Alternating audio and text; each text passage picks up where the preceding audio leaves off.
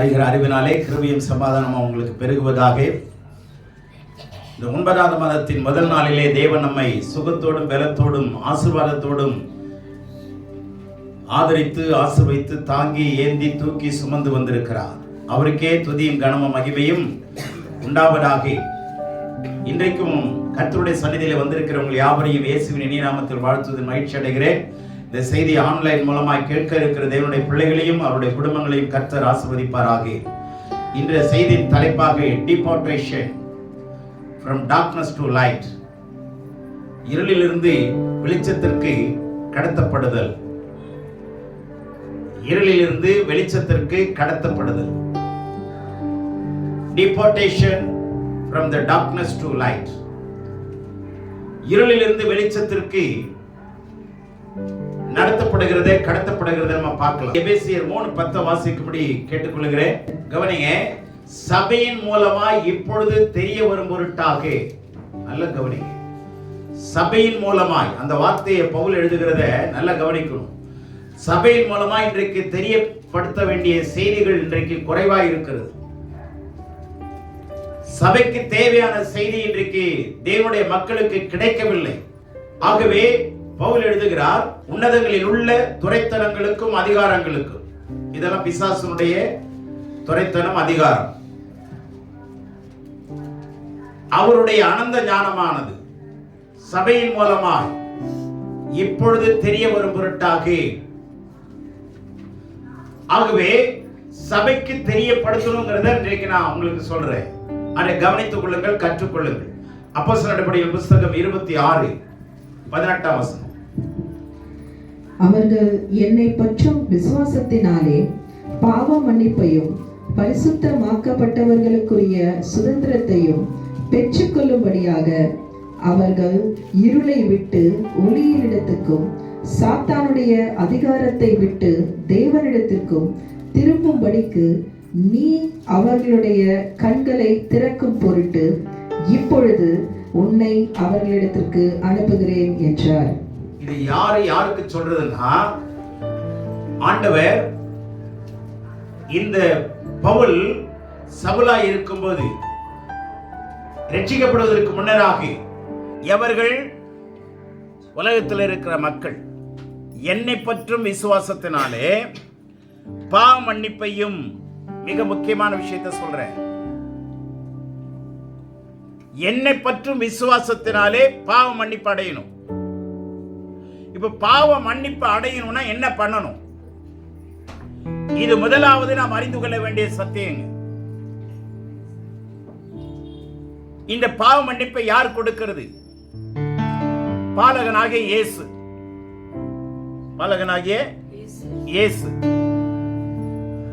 அந்த பாவ மன்னிப்பை எப்படி அடைய முடியும் அப்படின்னா, ரோமர் 7:22-23 நீங்க வாசிச்சீங்கன்னா அங்க தெளிவா சொல்லுது.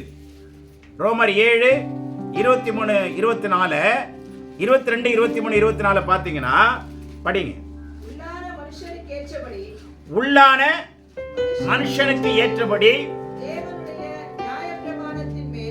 தேவனுடைய நியாயப்பிரமாணத்தின் மேல் நல்ல கவனிங்க. உள்ளான மனுஷனுக்கு ஏற்றபடினா என்னுடைய ஆத்மா, என்னுடைய ஆத்மா மனுஷனுக்கு ஏற்றபடி. ஆத்மாங்கிறது அறிவை உணர்த்துகிறது, அறிவு உணர்வு தீர்மானிக்கிற சித்தம், இதெல்லாம் சேர்ந்துதான் ஆத்மா. என்னுடைய ஆத்மா என்ன பண்ணுது?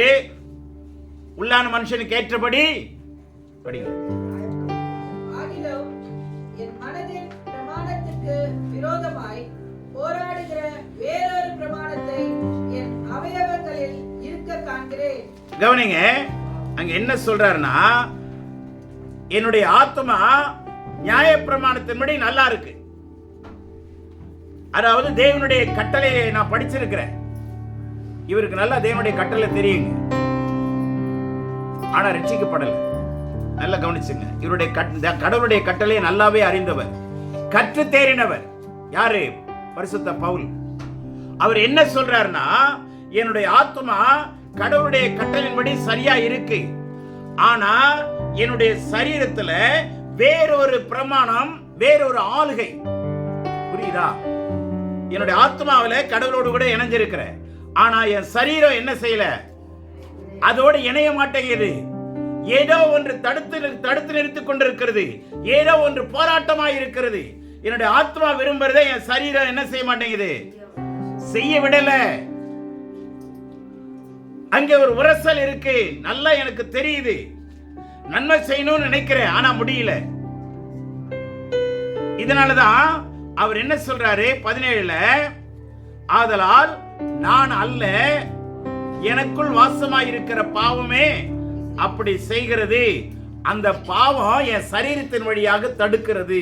இப்ப புரியுதா? என்னுடைய ஆத்மா விரும்புது, ஆனா என் சரீரம் ஒத்து போக மாட்டேங்குது. காரணம் என்னன்னா, நான் ஆத்மாவில ஆண்டவரை பத்தி தெரியுது, அறிவு இருக்கு, ஆனா சரீரம் அதற்கு விரோதமாக கிரியை செய்கிறது.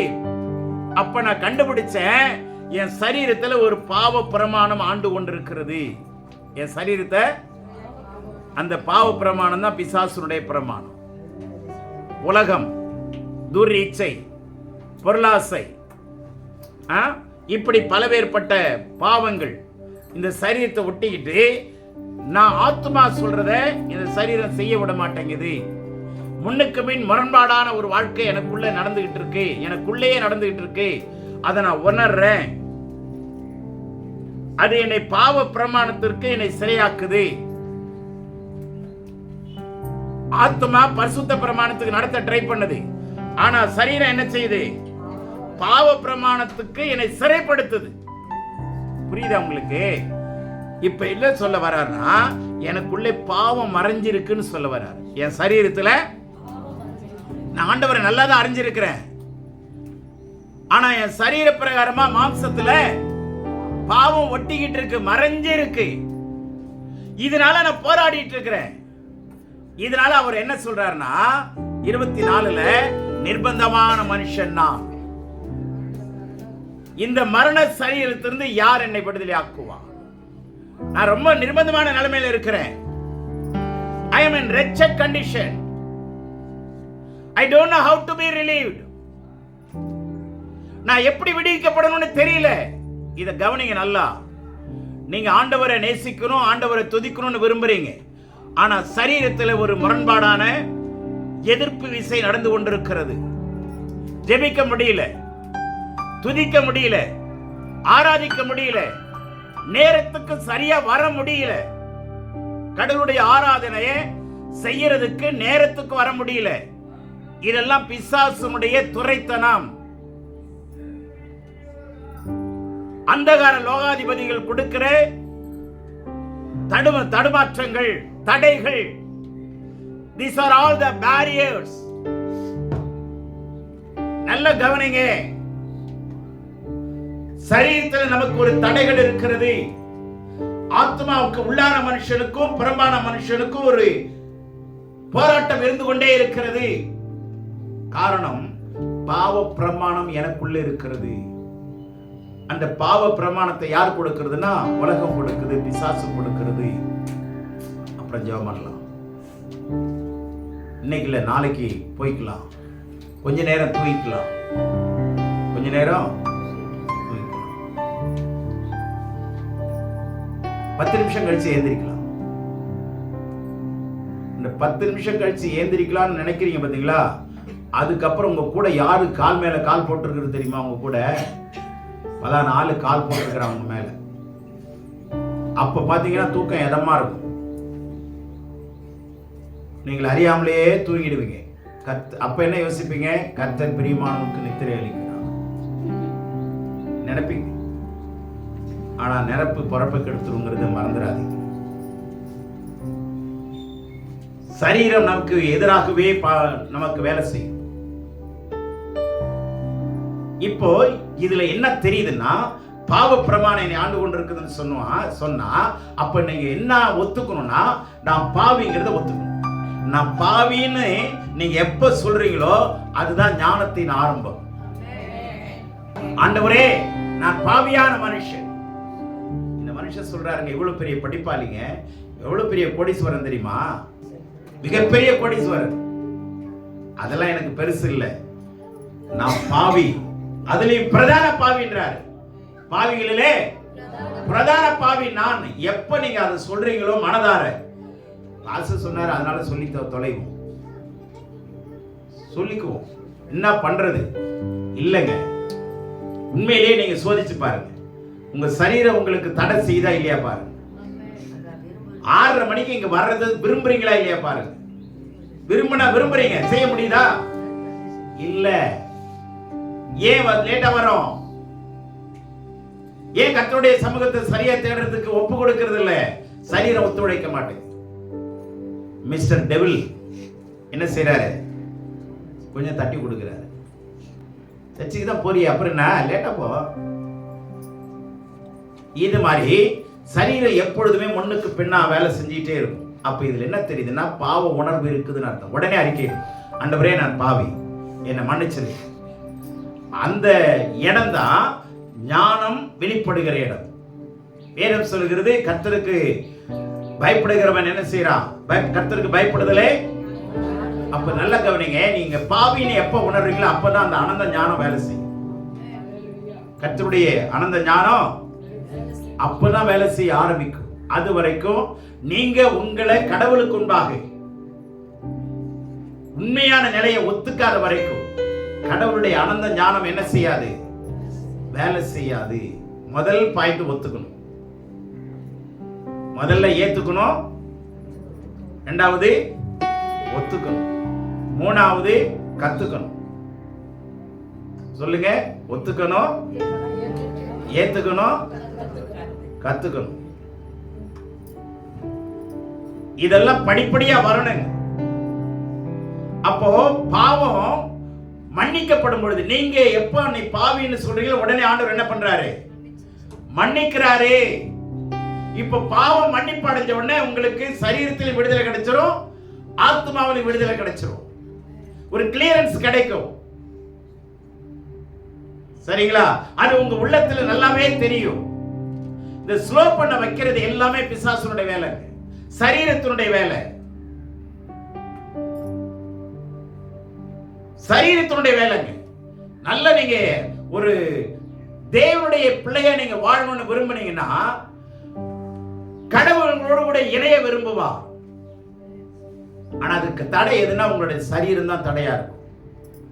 திடீர்னு தலைவலிக்கிற மாதிரி தெரியும், திடீர்னு வயிறு கோளாறு வர மாதிரி தெரியும். இதுக்கெல்லாம் முன்கூட்டியே நீங்க அனுப்பணும்.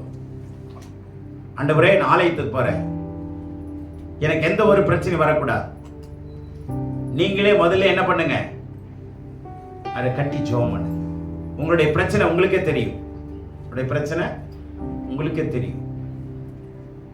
தூக்கத்தை ஜெயிக்க முடியல, எத்தனை ஆண்டு காலம் ஆகுது? ஒரு தூக்கத்தை ஜெயிக்க முடியலன்னா வேற எதை ஜெயிக்க போறோம்னு நீங்களே சொல்லுங்க பார்க்கலாம்.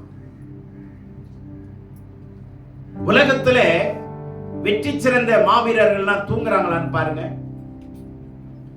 மாபெரும் தலைவர்கள் தூங்குறாங்களான்னு பாருங்க. எத்தனை மணி நேரம் தூங்க தெரியுமா? 3 இருந்து 4 மணி நேரம் கூட தூங்க மாட்டாங்க.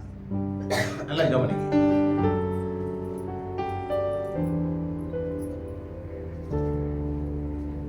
மிக உயர்ந்த நிலைமையில் இருக்கிற இந்திரா காந்தி அவர்கள் 3 மணி நேரம், 12 மணிக்கு படுப்பாங்க, 3 மணிக்கு எழுந்திருச்சுவாங்க. நேரு 3 மணி நேரம். மிகப்பெரிய உன்னத, அதாவது தகுதியில இருக்கிறவங்களை கவனிச்சு பாருங்க, பொறுப்புல இருக்கிறவங்க கவனிச்சு பாருங்க, எத்தனை பேர் எத்தனை மணி நேரம் தூங்குறாங்க. ஆனா அவங்களை விட நாம தான், அவங்களுடைய ராஜ்யம் அசைகிற ராஜ்யம், நம்மளுடைய ராஜ்யம் அசையாத ராஜ்யம். அதனால நான் அசைறது இல்லை. படுத்த எப்ப படுத்தணும், அப்ப எப்ப எழுந்திருக்கிறதோ அப்பதான் கடவுளுக்கு ஸ்தோத்திரம். ஆனா மத்ததுக்கெல்லாம் சரியான டைமை நான் ஃபாலோ பண்ணுவேன். இதுல எவ்வளவு வஞ்சகமா நாம வாழ்றோம் தெரியுங்களா? அப்ப எப்படி பாவ பிரமாணத்திலிருந்து வெளியே நீங்களே வர முடியுங்கிறத சிந்திச்சு பாருங்க. ஆனா வேதம் சொல்லுது, தூக்கத்தை விரும்பாதே. எதை விரும்பாத? சொல்லுங்க நல்லா. தேவனுடைய பிள்ளைய நீங்க வாழணும்னு விரும்புனீங்கன்னா கடவுளோடு கூட இணைய விரும்புவா. ஆனா அதுக்கு தடை எதுனா உங்களுடைய சரீரம் தான் தடையா இருக்கும். திடீர்னு தலைவலிக்கிற மாதிரி தெரியும், திடீர்னு வயிறு கோளாறு வர மாதிரி தெரியும். இதுக்கெல்லாம் முன்கூட்டியே நீங்க அனுப்பணும். ஆண்டவரே நான் ஆலயத்துக்கு போறேன், எனக்கு எந்த ஒரு பிரச்சனையும் வரக்கூடாது. நீங்களே முதல்ல என்ன பண்ணுங்க? அதை கட்டி ஜெபம் பண்ணுங்க. உங்களுடைய பிரச்சனை உங்களுக்கே தெரியும். உங்களுடைய பிரச்சனை உங்களுக்கே தெரியும். தூக்கத்தை ஜெயிக்க முடியல. எத்தனை ஆண்டு காலம் தூக்கத்தை ஜெயிக்க முடியலன்னா வேற எதை ஜெயிக்க போறோம்னு நீங்களே சொல்லுங்க பார்க்கலாம். உலகத்துல வெற்றி சிறந்த மாவீரர்கள்லாம் தூங்குறாங்களான்னு பாருங்க. மாபெரும் தலைவர்கள் தூங்குறாங்களான்னு பாருங்க. எத்தனை மணி நேரம் தூங்க தெரியுமா? 3ல இருந்து 4 மணி நேரம் கூட தூங்க மாட்டாங்க. நல்லா கவனிங்க.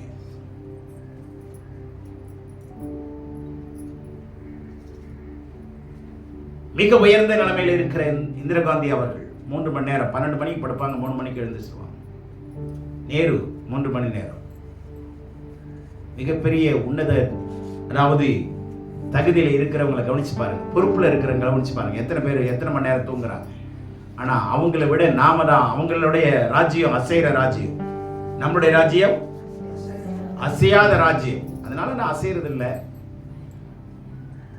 படுத்த எப்ப படுத்தணும், அப்ப எப்ப எழுந்திருக்கிறதோ அப்பதான் கடவுளுக்கு ஸ்தோத்திரம். ஆனா மத்ததுக்கெல்லாம் சரியான டைமை நான் ஃபாலோ பண்ணுவேன்.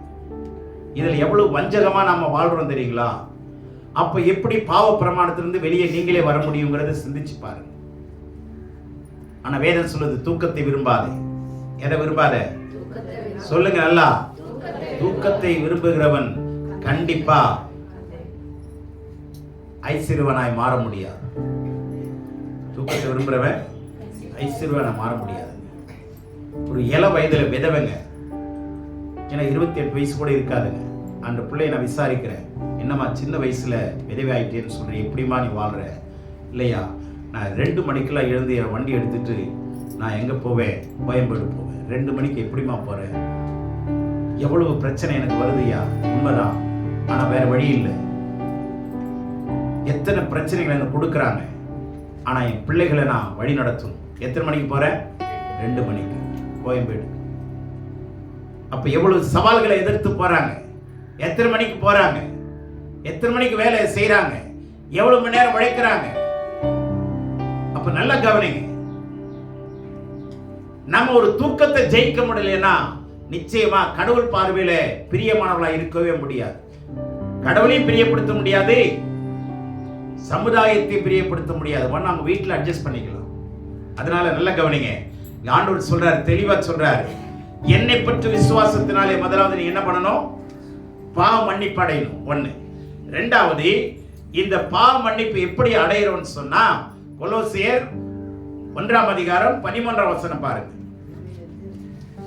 இருளின் அதிகாரத்தினின்று நம்மை விடுதலையாக்கி தமது அன்பின் குமாரனுடைய ராஜ்யத்திற்கு உட்படுத்தினவருமாயிருக்கிற பிதாவை ஸ்தோத்திரிக்கிறோம். அடுத்த வசனம், குமாரனாகிய அவருக்குள். கவனிங்க. இப்போ பாலகனாகிய இயேசுவுக்குள் பாவ மன்னிப்பு கிடைச்சிருது. இயேசுவுக்குள்ள பாவ மன்னிப்பு கிடைச்சிருது. இப்போ அவருக்குள் அவருடைய இரத்தத்தினாலே, இயேசு சிந்தின வெளியேற பெற்ற இரத்தத்தினாலே, கவனிங்க, இயேசு சிந்தின இரத்தத்துக்குள்ள என்ன கிடைக்குது? மீட்பு கிடைக்குது, ரட்சிப்பு கிடைக்கிறது மாத்திரமல்ல, அடுத்தது என்ன கிடைக்குது? அவருடைய இரத்தத்துக்குள்ள மீட்பு கிடைக்குது. முற்றிலுமாய் கடவுள் நம்மை சட்ட ரீதியாய் மீட்டு விடுகிறார். வாயளவுல மாத்திரமல்ல, அவருடைய சரீர அளவுல மாத்திரமல்ல, அவருடைய சரீரத்திலே அவர் சிலுவையிடப்பட்ட பாடுகளினாலே நாம் ரட்சிக்கப்பட்டுறோம். அல்லேலூயா சொல்லுவோமா? அடுத்தது அவருடைய இரத்தத்தினாலே பாவ மன்னிப்பாகி மீட்பும் பாவ மன்னிப்பினுடைய நிச்சயமும் கிடைக்குது. 2 கிடைக்குது. அவருடைய இரத்தத்துக்குள்ள பாவ மன்னிப்பாகிய மீட்பும் மன்னிப்பும், மன்னிப்பின் நிச்சயமும் மீட்பும் கிடைக்குது. அல்லேலூயா சொல்லுவோமா? இத உணர்ந்த உடனே அல்லேலூயா சொல்லுங்க. ரட்சிப்பு சும்மா இல்லைங்க, இலவசம். அந்த மீட்கிறதுக்கு ஆண்டவர் அவருடைய திரு ரத்தத்தை கரையமாய் கொடுத்து நம்மளை சட்ட ரீதியாக மீட்டு இருக்கிறார். இனி உலகம் தொடக்கூடாது, பிசாசு நம்மை மேற்கொள்ள கூடாதுங்கிற சட்ட ரீதியாக அவருக்குள்ளே அவருடைய ரத்தத்தினால என்ன பண்ணப்பட்டிருக்கிறோம்? அதெல்லாம் நல்லா கவனிங்க. மீட்கப்பட்டு இப்போ அப்போஸ்தலர்ல 18 சொன்னபடி 26:18 பாவ மன்னிப்பையும் பரிசுத்தமாக்கப்பட்டவருடைய சுதந்திரத்தையும் பெற்றுக்கொள்ளும்படி. இப்ப கவனிங்க, பாவத்திலிருந்து விடுதலை ஆயாச்சு, ரட்சிக்கப்பட்டாச்சு இல்லையா? அடுத்தது அவர் ரத்தத்தினாலே மீட்பு கிடைச்சிருச்சு. அடுத்தது அவர் ரத்தத்தினாலே பாவ மன்னிப்பு நிச்சயம் கிடைச்சிருச்சு. இப்ப நிறைய பேர் கேட்டீங்கன்னா என்னுடைய பாவ மன்னிப்பினுடைய நிச்சயம் இருக்கா அப்படின்னா இருக்கும்பாங்க. என்னுடைய பாவம் மன்னிக்கப்பட்டிருக்கிறது நிச்சயம் இருக்கா அப்படின்னா ஆண்டவர் ரத்தத்துக்கிட்ட வந்தாதாங்க நிச்சயமா அந்த நிச்சயத்தை பெற்றுக்கொள்ள முடியும். நீங்க வெறுமனே இயேசுவை நம்பினா மாத்திரம் பத்தாது. நிறைய பேர் கடவுளா நம்புறாங்க, கடவுளா தொழுது கொள்றாங்க. இயேசுவை எல்லாம் நிறைய பேருக்கு பிடிக்குதுன்னு சொல்லுவாங்க, அவரையும் நான் கும்பிடுறேன்னு சொல்லுவாங்க. அவங்களுக்கெல்லாம் மீட்பு கிடையாது, பாவ மன்னிப்பு நிச்சயம் கிடையாது. ஆனா உள்ள வந்துட்டீங்கன்னா நல்லா கவனிங்க, உங்களுக்கு ஆண்டவர் பாவத்தை கழுவிடுறாரு, பாவத்தை மன்னிச்சிடுறாரு, மீட்பை கொடுக்கிறாரு, பாவ மன்னிப்பு நிச்சயத்தை கொடுக்கிறாரு. The assurance of the forgiveness. Assurance. நிச்சயத்தை கொடுக்கிறார். இப்ப கொடுத்து மூன்றாவதாக பரிசுத்தவான்களுடைய சுதந்திரத்தை பெற்றுக் கொள்ளும்படி. இப்ப தேவனுடைய பிள்ளைகளா நீங்க ரட்சிக்கப்பட்டுட்டீங்க. அப்படி பாவ மன்னிப்பு நிச்சயத்தை பெறலன்னா இன்னைக்கே நான் பாவின்னு சொல்லி அறிக்கையிட்டு பாவ மன்னிப்பு நிச்சயத்தை என்ன பண்ணீங்க? பெற்றுக்கொள்ளுங்க. இப்ப அடுத்தது என்ன சொல்றாரு? நீங்க பரிசுத்தவான்களுடைய சுதந்திரத்தை பெற்றுக்கொள்ளணும். இந்த பரிசுத்தவான்களுடைய சுதந்திரம்னா என்னங்க? நீதிமான்கள். இப்ப நான் சொல்லப்பட்டதெல்லாம் நீதிமான்களுக்குரிய தகுதி. ரட்சிப்பு, பாவ மன்னிப்பு, மீட்பு, பாவ மன்னிப்பு நிச்சயம். இதெல்லாம் எதுக்குரிய தகுதி? நீதிமானுக்குரிய தகுதி. நல்லா பிரிச்சு சொல்லி தர, புரிஞ்சுங்க. நீதிமானுக்குரிய தகுதி என்ன? முதல்ல பாவியா இருந்தோம், இப்ப ஆண்டவரை ஏற்றுக்கொண்டதுனால, ரட்சகரும் ஆண்டவருமா ஏற்றுக்கொண்டதுனால என்ன செய்யப்படுகிறோம்? ரட்சிக்கப்படுகிறோம். அடுத்தது அவருடைய இரத்தத்தினாலே மீட்கப்படுகிறோம். அடுத்தது பாவ மன்னிப்பை பெறுகிறோம். நான்காவதாக பாவ மன்னிப்பின் நிச்சயத்தை பெறுகிறோம். அல்லேலூயா சொல்லுவோமா? புரியுதா? இல்ல எங்கேயோ கவனிச்சிட்டு இருக்கிறீங்களா? நாளை மறந்துடாதீங்க, சரிங்களா? இப்ப இதெல்லாம் எதுக்கான தகுதி? நீதிமானுக்குரிய தகுதி. இந்த நீதிமானுக்குரிய தகுதியை ஆண்டவரே செய்யறாரு. அவர்தான் ரத்தத்தை சிந்துறாரு, அவர்தான் பாடுபடுறாரு, அவர்தான் பிசாசு போட்ட கையெழுத்தை என்ன பண்றாரு? பிழைத்து போடுகிறாரு. அவர்தான் நம்மளை விடுதலையாக்குறாரு. எல்லாமே அவரே. இதுதான் நீதிமானுக்குரிய தகுதி. இப்ப நீங்க எத்தனை பேர் நீதிமான் ஆக்கப்பட்டிருக்கிறீங்கிறத நீங்க உங்களை நீங்களே சோதித்து பாருங்க. அடுத்தது பரிசுத்தவான்களுடைய தகுதி. இரண்டாவது கவனிங்க, இரண்டாவது என்னது? பரிசுத்தவான்களுக்கான தகுதியை நீங்க தான் செய்யணும். முதல்ல நீதிமானுக்குரிய தகுதியை யார் செஞ்சிட்டது? கர்த்தரே செய்துட்டார். ஆனா இரண்டாவது பரிசுத்தவானுக்குரிய தகுதி. இது என்னங்க பரிசுத்தவானுடைய தகுதினா? பரிசுத்தவானுடைய சுதந்திரத்துல நீங்க பங்கடையும். இந்த பரிசுத்தவானுடைய சுதந்திரம் என்ன? குமாரன். பரிசுத்தவானுடைய சுதந்திரம் என்ன? குமாரன்னா யாரு? உயிர்த்தெழுந்த இயேசு கிறிஸ்து. ஏன்னா பாலகனா இயேசு சிலுவையில் அடிக்கப்பட்டு ரத்தம் சிந்தி மரிச்சிட்டாரு. சரீரத்துல மரிச்சிட்டாரா? மூணாம் நாள் என்ன ஆயிட்டாரு? உயிர்த்தெழுந்தாரா? இப்ப உயிர்த்தெழுந்த இயேசு ஆவியா இருக்கிறாரா, சரீரமா இருக்கிறாரா? இப்ப உயிர்த்தெழாத இயேசு சரீரத்தில் இருந்ததுனால இன்றைக்கு இந்த இடத்துல இருந்தாருன்னா அதே நேரத்துல வேற இடத்துல இருக்க முடியாது. ஏன்னா சரீரத்தில் இருக்கிறது. இப்ப நீங்க எங்க இருக்கிறீங்க? இதே நேரத்துல வீட்டிலே இருக்க முடியுமா? முடியாது. ஆனா உயிர்த்தெழுந்த பிற்பாடு இயேசு ஆவியாயிட்டார். அவர்தான் குமாரன். புரிஞ்சதா? குமாரன்னா என்ன அர்த்தம்னா வேற எதுவும் புரிஞ்சுக்காதீங்க, குழப்பம் அடையாதீங்க. ஆவியா இருந்தா எல்லாருடைய உள்ளத்திலையும் வாசம் பண்ண முடியும். இப்ப எல்லாருடைய உள்ளத்திலையும் வாசம் பண்ண தகுதி ஆயிட்டார்ல? எல்லாருடைய உள்ளத்திலையும் வாசம் பண்றாரா? அவருக்கு பேர் தான் குமாரன். குமாரன்னா ஆளுகை செய்யறவர். குமாரன்னா இப்ப 13 வயசு வரைக்கும் பிள்ளைங்க, 13 வயசை தாண்டின குமாரன்னு சொல்லணும். அந்த காலத்துல 13 வயசுல எல்லாம் கல்யாணம் பண்ணவங்க இருக்கிறாங்களா இல்லையா? இருக்காங்கல்ல. என்னுடைய சகோதரியோட ஃப்ரெண்ட், அவங்க 13 வயசுல கல்யாணம் பண்ணவங்க. அவங்க வீட்டுக்காரரு பிஎன்சில ஒர்க் பண்ணவங்க. அங்க பொண்ணு அவங்களும் பார்த்தா அக்கா தங்கச்சி மாதிரியே இருக்கும், தாய் பிள்ளை மாதிரியே இருக்காது. கல்யாணம் பண்ணி போய் பார்த்தா சாயந்தரம் பார்த்தா பிள்ளைங்க கூட விளையாண்டு கிடக்குது. என்ன வயசு, விளையாடுற வயசு. சரி, அதே மாதிரி 13 வயசுல ஆளுகை செய்யறதுக்கு ராஜாவா அபிஷேகம் பண்ணவங்களா இருக்கிறாங்க. அப்போ என்ன அர்த்தம்னா ஆளுகை செய்கிறவர்னு அர்த்தம். இயேசு ஆகிய பாலகன்னா ரட்சிக்கிறவர். சொல்லுங்க. இதுதான் ஏசாயா 9:6 சொல்லுது, நமக்கு ஒரு பாலகன் பிறந்தார். அவர் தான் யாரு? ரட்சிக்கிறவர், விடுதலை ஆக்குகிறவர், பாவமன்னிப்பு கொடுக்கிறவர், மீட்கிறவர். புரியுதா? இப்ப குமாரன்னா ஆளுகை செய்கிறவர். குமாரன்னா இப்ப அவரையும் விசுவாசிக்கிறோம். குமாரனா இயேசுவே உம்மை நான் விசுவாசிக்கிறேன். சொல்லுங்க, கொஞ்சம் கையை உயர்த்தி சொல்லுங்க. குமாரனா இயேசுவே உம்மை நான் விசுவாசிக்கிறேன்.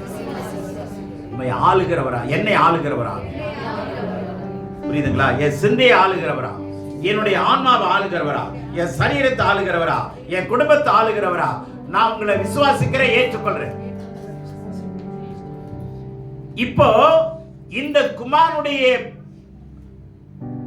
ஐக்கியத்துலதான் பரிசுத்தவான்களுடைய சுதந்திரம் இருக்கிறது. இதை கொஞ்சம் ஆழமா நல்லா புரிஞ்சுங்க. நீங்க நீதிமானுக்குரிய தகுதியை பெற்றுக்கிட்டீங்கன்னா அடுத்தது பரிசுத்தவான்களுடைய தகுதியை பெறணும். இப்ப ஒரு பிள்ளை பெரியவள் ஆயிட்டான்னா அடுத்த தகுதி என்ன? அடுத்த தகுதி என்ன? மனவாட்டியா மாறுறாளா? மாறிட்டீங்களா? சரியா? அதே மாதிரி ரட்சிக்கப்பட்ட உடனே நீதிமானுக்குரிய தகுதியை கடவுள் கொடுக்கிறார். அடுத்தது பரிசுத்தவான்களுடைய தகுதிக்கு கொண்டு வரார் படிப்படியா ஆண்டவர். அப்ப நீதிமானுக்குரிய தகுதியை அந்த தகுதியிலிருந்து பரிசுத்தவானுடைய தகுதிக்கு கொண்டு வரதுக்கு சத்தியத்தை தெரிஞ்சுக்க சொல்றார். அந்த சத்தியம் யாருன்னா குமாரனா இயேசுதான். நானே வழியும் சத்தியமும் ஜீவனுமாய் இருக்கிறேன். அப்போ நீங்களும் நானும் பரிசுத்தவான்களுக்குரிய தகுதியை அடையணும்னா சத்தியத்தை அறிகிற அறிவினால நிரப்பப்படணும். அதுக்கு பயிற்சி எடுக்கணும், அதற்கு முயற்சி எடுக்கணும், அதுக்கு இப்படிப்பட்ட பயிற்சியில கலந்து கொள்ளணும். இல்லங்க நான் நீதிமானுக்குரிய தகுதியிலேயே இருந்துக்கிறேங்க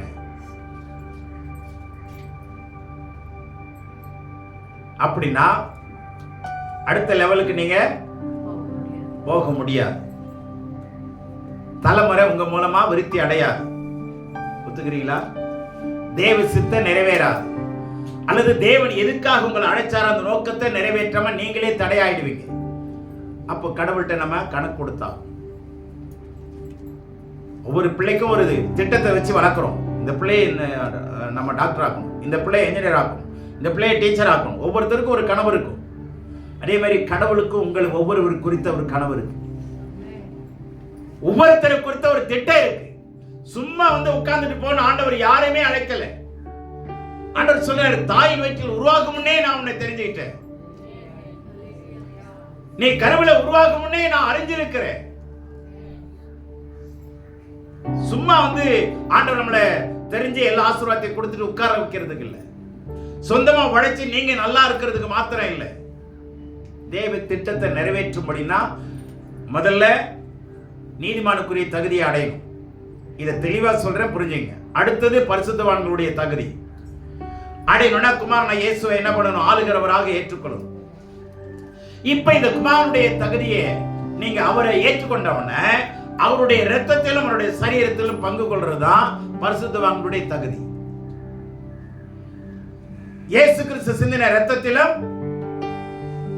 அவருடைய சரீரத்தில் பங்கு கொள்ளணும். பங்காளியா மாறணும், ஞானஸ்தானம் எடுக்கணும். வளரணுமா இல்லையா? 1ஆம் கிளாஸ்ல 9 வருஷமா நான் அங்கே தாங்க இருக்கிறேன், மாற்றமே இல்லைங்க. போவேன், படிப்பேன், பரீட்சை எழுத மாட்டேன். நெக்ஸ்ட் இயர் பார்த்தீங்கன்னா 1ஆம் கிளாஸ்ல உட்காந்துருப்பேன். போவேன், படிப்பேன், எக்ஸாம் எழுத மாட்டேன், ஒன்றும் செய்ய மாட்டேன். 3ஆவது வருஷமா அங்கே இருப்பேன். நான் தான் எங்கள் கிளாஸ்லேயே சீனியர். நான் தான் எங்கள் கிளாஸ்லேயே எல்லாம் எனக்கு கீழே தான். இதை எவனாவது மதிப்பானா சொல்லுங்க? உங்க வளர்ச்சிக்கு ஏற்ற மாதிரி உடை மாறுதா? உடை மாறுதா இல்லையா? 5 வயசுல போட்ட ஃப்ராக்கை போடுறீங்க, போட முடியுமா? முடியாது. நட அது மாதிரி இருக்கா? இல்லை. எல்லாமே மாறுது இல்லை? அப்போ உள்ள வந்தோடனே வளரணும்ல. சொல்லுங்க, நீங்களும் மனசாட்சியாவது ஒத்துக்கணும்ல. உள்ள வந்தோடனே கொஞ்சம் கொஞ்சமா என்ன பண்ணணும்? ஆண்டவருக்குள்ள நான் இப்படியே தான் இருப்பேன் அப்படின்னா ஆண்டவருடைய அந்த வைத்திருக்கிற நிலைமைக்கு நம்ம போக முடியாது. தயவுசெய்து நாம கண்டிக்கப்படலாம், தண்டிக்கப்படலாம். தயவுசெய்து புரிஞ்சுங்க. பரிசுத்தவான்கள் கூடிய தகுதிக்கு வந்துருங்க, மனம் திரும்புங்க, மறுபடி பிறங்க. மறுபடி பிறக்கிறது அப்படின்னா நம்ம மனசு, நம்ம புத்தியெல்லாம் மாறணும், நம்மளுடைய ஜென்ம ஸ்பாவம் அழியணும், நம்முடைய பழைய பழசெல்லாம் என்ன ஆகணும்? ஒழிக்கணும். ஒழியணும் இல்லை, ஒழியணும்னா அதுவா போங்க, போக மாட்டேங்குது. எப்படிங்க போவா?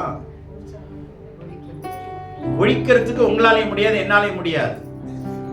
பழையவரெல்லாம் ஒழிந்தன இருக்கா, ஆனா ஒழிந்தன இல்ல, ஒளிந்தன. ஒளிந்தன அப்படின்னா என்ன அர்த்தம்? ஒளிஞ்சுக்கிட்டு இருக்கு.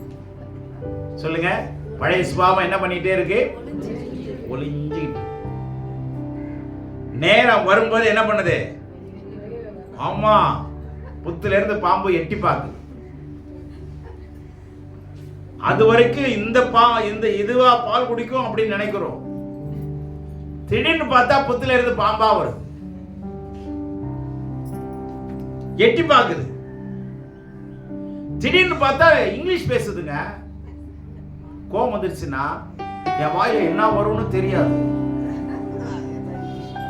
என் வாயகையே கிளறிடாது. நான் யாருன்னு அதுக்கப்புறம் தான் தெரியும். இப்ப புரியுதா? இப்ப விளங்குதா? இப்ப மறைஞ்சிருக்கா, ஒளிஞ்சிருக்கா? ஒளிஞ்சிருக்குதா, ஒளிஞ்சிருக்குதா? அதை தான் நீங்க கண்டுபிடிக்கணும். இப்ப ஒளிஞ்சிருக்குதுன்னா உங்களால ஒழிக்க முடியாது. கடவுளுடைய வார்த்தை தான் உங்களை சுத்தப்படுது. அடுக்கு சத்தியத்தை கேட்கறதுக்கு சத்தியமா சொல்றேன், கடவுளுடைய வார்த்தையை அறிஞ்சுக்கணும். இல்லைன்னா அந்த பாவம் அப்படியே இருக்கும், மறைஞ்சிருக்கும், ஒளிஞ்சிருக்கும். அப்போ நேரம் வரும்போது என்ன நான் யாருன்னு உனக்கு தெரியாதுன்னு உங்க வாயே உங்களுக்கு சாட்சி கொடுக்கும். நான் யாருன்னு, நான் பழைய மனுஷியா இருந்தேன்னா நான் பைபிள் எடுத்துட்டேன்னு பாக்குறேன். இப்ப சொல்லுவாங்க நான் பைபிள் எடுத்துட்டேன்னு பாக்குறேன். இந்த பைபிள் மாத்திரம் நான் எடுக்காம இருந்திருந்தேன்னா நீ என்ன கதி ஆவன்னு இப்ப தெரியாது. நீ போய் கேட்பார். தெரியுதா? நம்ம வாயை நமக்கு விரோதமா என்ன பண்ணுது? ஆமா, என்னை பத்தி கேட்டுப்பார். நீ போய் நான் யாருன்னு கேட்டுப்பார். வாயெல்லாம் பேசாது. அப்ப நல்லா தெரிஞ்சுக்கிறோம், இது பழைய சுபாவம் இன்னும் இருக்கு, மறைஞ்சிருக்கு, ஒளிஞ்சிருக்கு. அதனால இதெல்லாம் நீதிமானுக்குரிய தகுதி கூட கிடையாது. அப்போ இந்த சுபாவம் எல்லாம் என்ன ஆகணும்? அழிக்கணும். ஆமா, கொலோசியர் 3ஆம் அதிகாரத்தில் இருக்கு பாருங்க, அழித்து போடுங்கள். அடுத்த 2 வசனத்தை பாத்தீங்கன்னா கலைந்து போடுங்கள். அடுத்த 2 வசனத்தை தாண்டினீங்கன்னா தரித்துக் கொள்ளுங்கள். புதிய மனுஷராகி கிறிஸ்துவை தரித்துக் கொள்ளுங்கள். அழித்து போடுங்கள், தரித்துக் கொள்ளுங்கள், கலைந்து போடுங்கள். நல்ல கவனிங்க. இதெல்லாம் பரிசுத்தவானுடைய சுதந்திரம். இப்ப நீங்க ஞானஸ்நானம் எடுத்து ஆண்டவருடைய பந்தியில அவருடைய சரீரத்தை அடையாளப்படுத்துறதுக்கு தான் அப்பங்கள் பிற்கப்படுகிறது. அப்ப என்ன செய்து பிற்கப்பட்டு கொடுக்கிறாங்க. அப்ப என்னன்னா அவருடைய மரணத்தை தெரிவிக்கும்படி, இயேசுவை வெளிப்படுத்தும்படி. சரிங்களா? அவருடைய இரத்தத்துக்கு இணையாக திராட்சரசம் பரிமாறப்படுகிறது. இரத்தத்துக்கு இணையா. அப்ப இதுல நாம் பங்கு கொள்ளும் போது ஆண்டவருடைய ஆளுகையில அவருடைய இரத்தத்திலும் அவருடைய சரீரத்திலும் நாம் பங்காளியா மாறுகிறோம். என்ன மாறுறோம்? ஆமா, உலகத்துல நம்ம சோக்காலியா இருந்தோம். எப்படி இருந்தோம்? ஒரு படத்தை 100 தடவை பார்ப்பேன். எத்தனை பேர் பார்த்திருக்கிறீங்க? அது மாதிரி எனக்கு பிடிச்ச ஆளு இவருதான். ஒரு 10 வாலிப பிள்ளைங்க வந்தாங்க என்கிட்ட கொடுத்து, இவங்களுக்கு ஒரு ஆலோசனை சொல்லுங்க. அந்த 10 பிள்ளைங்களையும் கேட்டேன், என்ன படிக்கிறீங்க? எல்லாருமே காலேஜ் இருந்துச்சு. சரி, சந்தோஷம். உங்களுக்கு யாரை பிடிக்கும்னு கேட்டேங்க, அவ்வளவுதான். எடுத்து விட்டுச்சு பாருங்க. உன்னை அஜய் பிடிக்கும், உன்னை விஜய் பிடிக்கும், அதை பிடிக்கும், இவரை பிடிக்கும், ரஜினியை பிடிக்கும், அவனை பிடிக்கும். சரி ரைட். நான் கேட்டேன், எத்தனை பேருக்கு உங்க அப்பா அம்மா பிடிக்கும்னு கேட்டேன். ஒன்று கூட சொல்லலைங்க. நான் கேட்டேன், அவங்கள அவனை படிக்க வைக்கிறாங்கண்ணா. இல்லை. அப்போ யார் படிக்க வைக்கிறது? ஒருத்தியாவது ஆய் அப்படின்னு சொன்னியா? என்னுடைய அப்பாவை பிடிக்கும், எங்கள் அம்மாவை பிடிக்கும்னு யாராவது சொன்னீங்களான்னா முடிக்குதுங்க, திருன்னு முடிக்குது. அப்போ நல்லா கவனிங்க, பிள்ளைங்க மனசில் யாரு, உங்கள் மனசுக்குள்ள யாரு, அவங்களுக்கு என்ன பேர் கண்டுபிடி. யார் ஒளிஞ்சிருக்கிறான்னு கண்டுபிடி. நடிகர் ஒளிஞ்சிருக்கிறாரா, சிருஷ்டிகர் இருக்கிறாரான்னு பாரு. அதனால தான் வசனம் சொல்லுது, வாலிப பிராயத்திலே சிருஷ்டிகரை நினைக்கணும். எல்லாம் நடிகரை நினைக்குது, நடிகையை நினைக்குது. எனக்கு அந்த நடிகை எனக்கு பிடிக்கும், இவர் தான் என்னுடைய என்னவா ஹீரோ. கேட்டு பாருங்க, எத்தனை மனைவி வச்சிருக்கிறேன்னு கேட்டு பாருங்க. யாராவது சுத்தமா இருக்கிறாங்கன்னு கேட்டு பாருங்க. உலகத்துல நடிக்கிறாங்க, அவ்வளவுதான். ஆனா உண்மை கிடையாது. ஆனா நடிக்காத ஒரே ஆண்டவர் இயேசு ஒருத்தர் தான். பாடுபட்டவர். பரிசுத்தவானுக்குள்ள சுதந்திரத்துக்கு வந்துருங்க. பரிசுத்தவானுடைய நல்லா கவனிங்களா, தகுதி அதுதான். அவருடைய வசனத்துல, அவருடைய ரத்தத்துல, அவருடைய சரீரத்துல அங்கமாய் இருக்கணும். அந்த சரீரம் தான் எது? சரீரங்கிறது தான் எது? சபதா. இப்ப புரியுதா? சரீரங்கிறது தான் எது? கிறிஸ்துவுடைய சரீரம் எது? நீங்களும் நானும் தான் சரீரம். யாரு? அவருடைய சரீரமாய் இருக்கிறோம். இப்ப அவருடைய சரீரம் தான் பரிசுத்தவானுடைய சுதந்திரம். எத்தனை பேருக்கு புரியுது? இப்ப அவருடைய இரத்தத்திலே பங்குள்ளவர்களாய், அவருடைய சித்தத்திலே பங்குள்ளவர்களாய், அவருடைய மாம்சத்துக்கு மாம்சமாய், அவருடைய சதைக்கு சதையாய், அவருடைய நகத்துக்கு நகமாய், பரிசுத்தவான்களுடைய சுதந்திரத்திலே பங்கடையும்படி, பங்காளிகளாய் மாறும்படி தேவன் உங்களை என்னையும் ப்ரமோட் பண்ணும்படி விரும்புகிறார். எங்க பார்த்தாலும் ப்ரமோட்டர்ஸ். என்னங்க ரியல் எஸ்டேட்ஸ். எத்தனை பாஸ்டருங்க ரியல் எஸ்டேட் இருக்காங்க பண்றாங்க தெரியுமா? நான் கேட்கிறேன், ஒருத்தட்டையாவது உண்மை பேசுவேன். நீ ரியல் எஸ்டேட் பண்ற யாராவது ஒருத்த உண்மையை பேசுவாங்களா? இந்த நிலத்தை வச்சிருக்கிற ஓனர்கிட்ட கேட்டீங்கன்னா 10 லட்சமா, அதை விற்கிற ஆள்கிட்ட கேட்டீங்கன்னா 15 லட்சம். நான் உங்களுக்கு 2 பேசி இவர் 12ல முடிச்சு தராங்க. என்னமோ இவரு ஓனர் மாதிரி அவர் சொல்லுவார். எதுலையாவது உண்மை இருக்குமா? தேவனுடைய பிள்ளைகளே, பரிசுத்தவானுடைய சுதந்திரம் சும்மா இல்லைங்க. நிறைய அர்ப்பணம் பண்ணணுங்க, தியாகம் பண்ணணும், நேரத்தை செலவு பண்ணணும், உங்களுடைய பலத்தை செலவு பண்ணணும். அப்பதான் நீதிமானுடைய சுதந்திரத்திலிருந்து எந்த சுதந்திரத்துக்கு வர முடியும்? ஊழியம் எல்லாரும் செய்யலாங்க, ஆனா எல்லா ஊழியமும் அங்கீகரிக்கப்படாது. நான் கண்டிப்பா சொல்றேன், நீங்க எந்த ஊழியம் செஞ்சாலும் சரி, சிறுவர் ஊழியம் செஞ்சாலும், வாலிப ஊழியம் செஞ்சாலும், பெரியவருக்கு ஊழியம் செஞ்சாலும், சுவிசேஷ ஊழியம் செஞ்சாலும், தீர்க்க தரிசன ஊழியம் செஞ்சாலும், தேவனுடைய சித்தத்தின்படி செய்யலன்னா நான் உங்களை அறியேன், அக்கிரம செய்யக்காரன்னு சொல்லிடுவார். சத்தியத்தை அறியாம நீதிமானுக்குரிய தகுதியை தாண்டி எந்த தகுதிக்கு வரணும்? பரிசுத்தவானுடைய தகுதிக்கு பங்காளர்களாய் மாறணும். உங்களுடைய ரட்சிப்பு நிறைவேற வளருங்கள், பிரயாசப்படுங்கள். தயவுசெய்து நோவாம நோன்பு கும்பிட முடியாது. ஆகையினாலே இங்க அழகா சொல்றாரு, பரிசுத்தமாக்கப்பட்டவர்களுக்குரிய சுதந்திரத்தை பெற்றுக் கொள்ளும்படியாக. சும்மா தரமாட்டாரு. என்ன பண்ணணும்? பெற்றுக்கொள்றதுன்னா என்னங்க? நீங்க ஓடி முடிச்சாதான் பரிசை பெற்றுக்கொள்ள முடியும். அப்ப ஓடுறது யாரு? எப்படி ஓடணும்? விடாமுயற்சியோடு ஓடணும், தொடர்ந்து ஓடணும். அதுக்கு பயிற்சி எடுக்கணும், அதுக்கு கோச்சற்ற போகணும், அவருக்கு செலவு பண்ணணும், அதுக்கான நேரத்தை நாம கொடுக்கணும், அதுக்கான உழைப்பை நாம கொடுக்கணும். எல்லாமே நாம செய்யணுங்க. இதுல நீதிமானுக்குரியது கடவுள் செய்யறாரு, ஆனா பரிசுத்தத்துக்குரியது நீங்களும் நானும் தான் செய்யணும். சர்ச்சில் வந்து உட்கார்ந்து தூங்கிக்கிட்டு அவங்கள பார்த்துக்கிட்டு இவங்கள பார்த்துக்கிட்டு சபைக்கு வந்துட்டேங்கிற திருப்தியோட போனா கண்டிப்பா பரிசுத்தமான சுதந்திரத்தில் ஐக்கியம் கிடைக்காது, மனவாட்டியா மாற முடியாது. நல்ல ஞாபகம் வச்சுங்க. இந்த இடத்துல கோட்டை விட்டீங்க, ஆலயத்துல அவருடைய சரீரமாகிய சபையிலங்கிறது மிகப்பெரிய இது சர்வ சங்கம். இது சர்வ சங்கம், உலகம் முழுவதும் ஆண்டவருடைய சரீரம். ஆமென். அவங்க விசுவாசிக்கிற அத்தனை பேரும் சரீரத்துக்குள்ள வந்துருங்க. இந்த கை சரீரத்தோட இணையிலன்னா சூம்பி போயிடும், இல்லைன்னா செயலிழந்து போயிடும். இந்த கையால பிரயோஜனம் கிடையாது. தயவுசெய்து சரீரமாகிய அங்கமா இருங்க. அவருடைய சரீரத்தில் அங்கமா இருங்க. அவருடைய சரீரத்தில் அங்கமானவங்க தான் தங்கமா மாற முடியும். சரீரத்தில் அங்கமானவங்க தான் சொல்லுங்க, ஆமா, தங்கமா மாற முடியும். தங்கத்தை மாட்டி பிரயோஜனம் இல்லைங்க. நீங்களும் நானும் என்னவா மாறணும்? தங்கமா மாறணும்னா அவருடைய சபையில அங்கமா இருக்கணும். சொல்லுங்க, அவருடைய சபையில அங்கமா இருக்கணும். அப்பதான் தங்கமா மாறும். அல்லேலூயா. அப்பதான் ஆண்டவர் நம்மளை பார்த்து பிரியமானவளேன்னு சொல்லுவார். சும்மா போக்கும் வரத்துமா இருந்தா வேலைக்காக. நான் சபைக்கு போறேன், நான் இந்த ஊழியத்தை செய்றேன், அந்த ஊழியத்தை செய்றேன். சத்தியத்தை அறிகிற அறிவு நமக்கு ரொம்ப இல்லைன்னா பிரசங்கத்தினால மனவாட்டிய மாறவே முடியாது. தயவுசெய்து நீங்க ஆண்டவர் வரும்போது நம்ம மறுரூபமும் அடைய முடியாது. ஆகவே பரிசுத்தவான்களுக்குரிய சுதந்திரத்தை பெற்றுக்கொள்ளும்படியாக அவர் இருளை விட்டு ஒளி நடத்திருக்கும். நல்ல கவனிங்க. இப்போ இருளை விட்டு ஒளியை நடத்தப்படுகிறது அந்த டீபார்டேஷன் சொல்றோம்.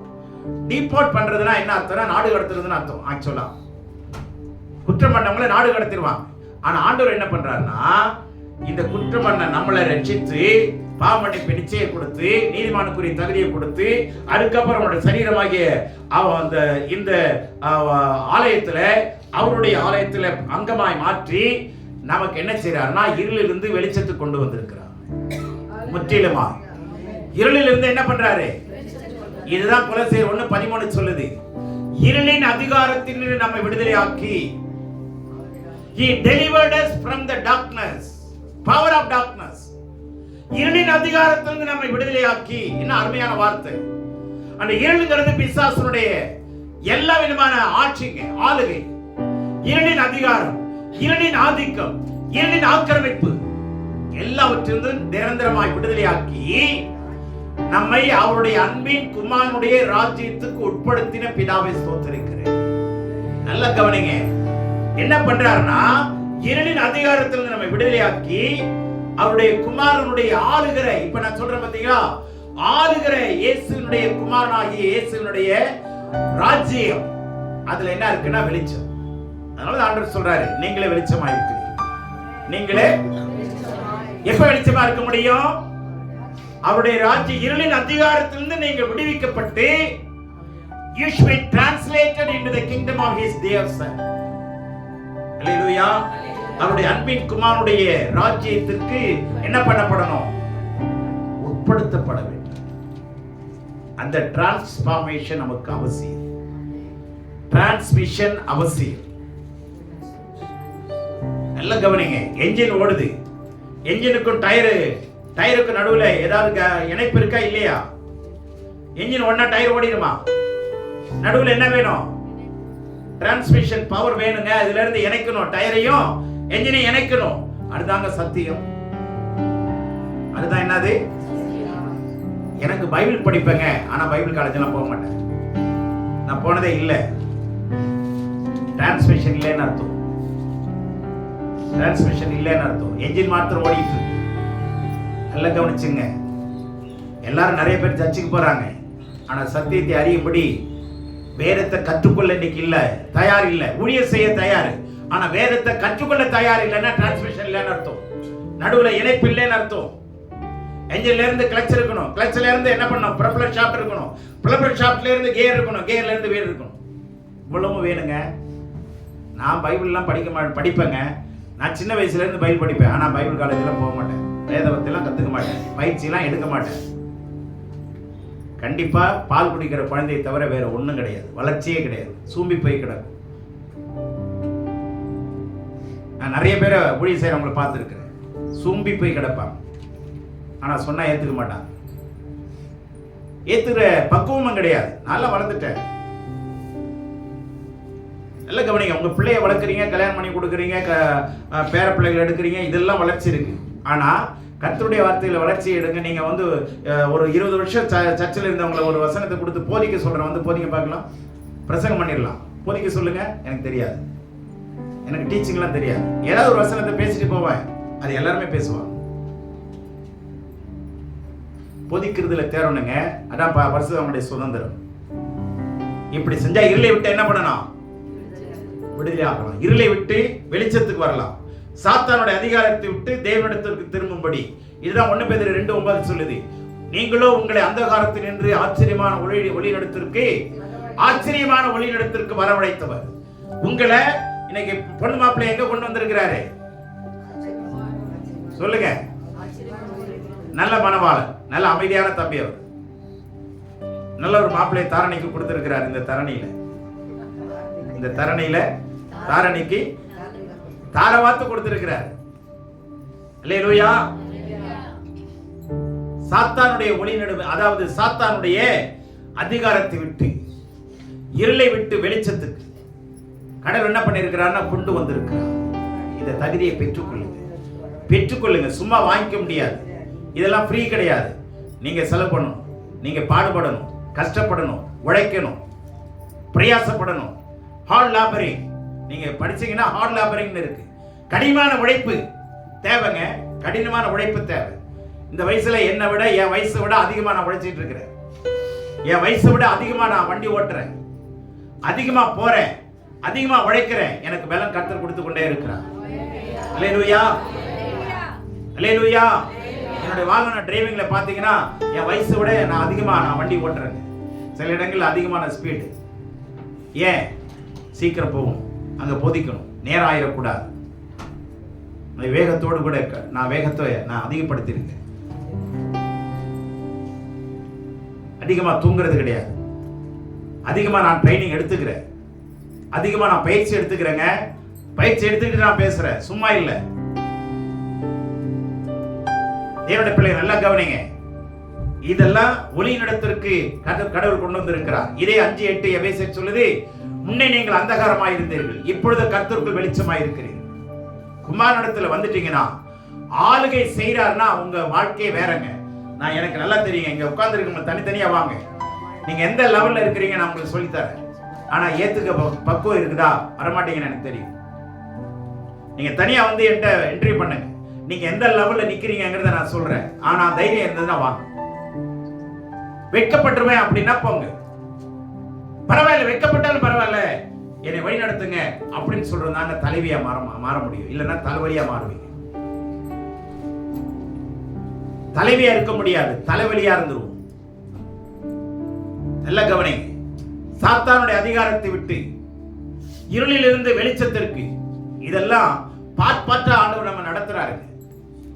ஆகவே திரும்பும்படிக்கு, யார்? தேவனிடத்திற்கு திரும்பும்படிக்கு. தேவனுடைய பிள்ளைகளே, நீங்கள் திரும்பும்படிக்கு நீ அவருடைய கண்களை திறக்கும் பொருட்டு.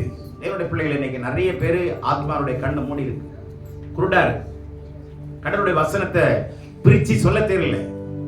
எத்தனை பேர் தப்பா நீங்க வசனம் சொல்றீங்க தெரியுமா? உங்களுக்கு தெரிஞ்ச வசனத்தை தப்பா சொல்றீங்க. நான் நிறைய வசனத்தை உங்களுக்கு சொல்லி தரேன், நேரம் இல்லை. சண்டே கிளாஸ் வசனத்தையும் தப்பா சொல்லி தரீங்க, யூத் மீட்டிங்லயும் தப்பா சொல்லி தரீங்க. ஏன்னா தமிழ் இருக்கிறது அப்படியே சொல்லி தரீங்க. அதனால தப்பா சொல்லி தரதை பத்தி நான் நிறைய ஆண்டவர்கிட்ட மன்னிப்பு கேட்டிருக்கிறேன். ஆண்டவரே, நான் நிறைய இடத்துல தப்பா பேசிட்டேனே, மன்னிச்சிருங்க. அதுக்கு நான் மன்னிப்பு எப்படி கேட்கறது எனக்கே தெரியாம முடிச்சிட்டு இருக்கிறேன். அதனால தயவு செய்து பாடங்களை கற்றுக்கொள்ளாம போதிக்காதீங்க. நீங்க யாரா இருந்தாலும் சரி, எந்த ஊழியத்தை செஞ்சாலும் சரி, நீங்க சரியா ஆசிரியர்கிட்ட கத்துக்கலன்னா தப்பா தான் போதிச்சு கொடுப்பீங்க, உங்க ஊழியம் நிறைவேறாது. நான் வேணா தனியா, நீங்க ஊழியம் செய்யறவங்க தனியா வாங்க, நான் உங்களுக்கு சொல்றேன்.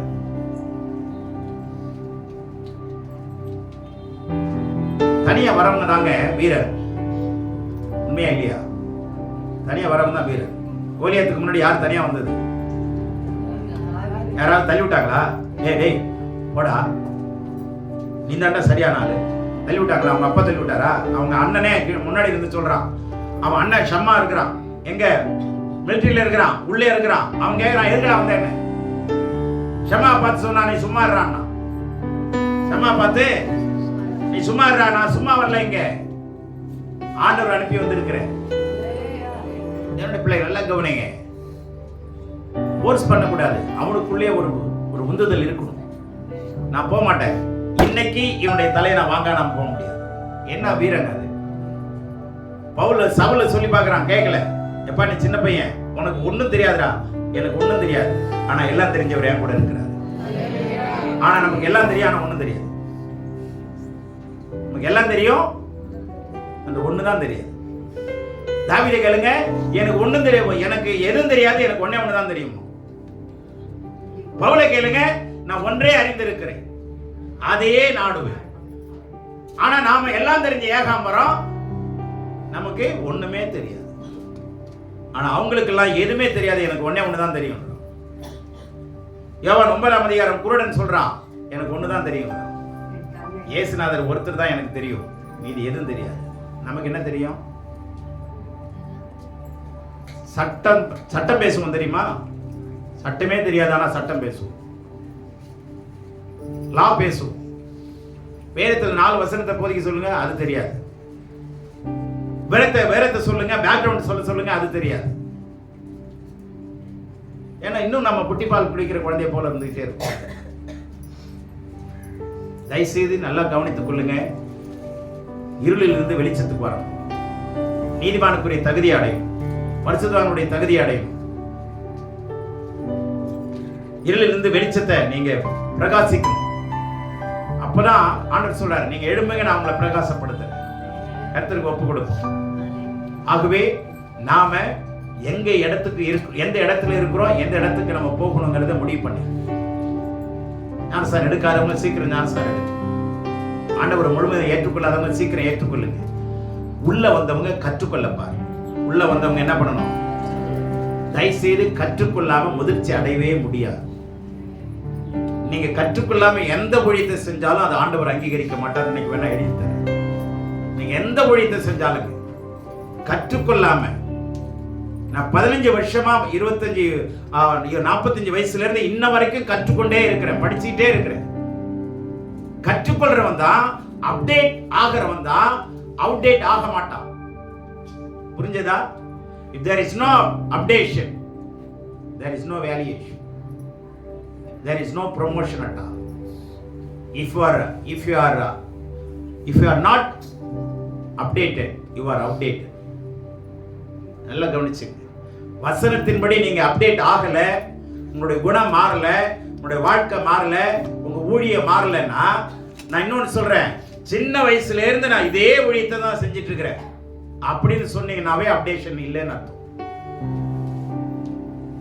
நான் எத்தனை ஊழியத்தை செய்துட்டு இருக்கிறேன் தெரியுமா?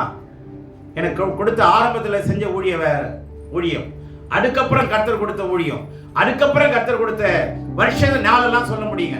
இந்த வருஷம் வரைக்கும் இந்த ஊழியத்தை செய்றேன், இதுல இருந்து அடுத்த ஊழியத்தை சேர்த்து செய்யறேன். 2006 இருந்து இந்த சபை ஊழியத்தை சேர்த்து செய்யறேன். 2009 இருந்து பிரீச்சிங் விட்டுட்டு டீச்சிங் வந்துட்டேன். இப்படி படிப்படியா நிறைய ஊழியங்களை அடாப்ட் பண்ணிட்டே வராரு. அடாப்ஷன் ஆயிட்டே இருக்கு. ஆமென். அடாப்ஷன் இருக்கணும், அப்டேஷன் இருக்கணும். ரெண்டுமே இல்லைன்னா அப்டேஷன். நான் 20 வருஷமா ஒரே ஊழியத்தை செய்றேன் அப்படின்னா என்ன தெரியுமா? நீங்க விளங்கலன்னு அர்த்தம். என்ன சொல்லுங்க? நம்ம விளங்குறவனா மாறுவோம். கடவுள் நம்மை ஆசீர்வதிப்பார். இந்த சத்தியத்தை உள்வாங்குங்க. கடவுள் தாமே நம்மை ஆசீர்வதிப்பாராக. ஆமென்.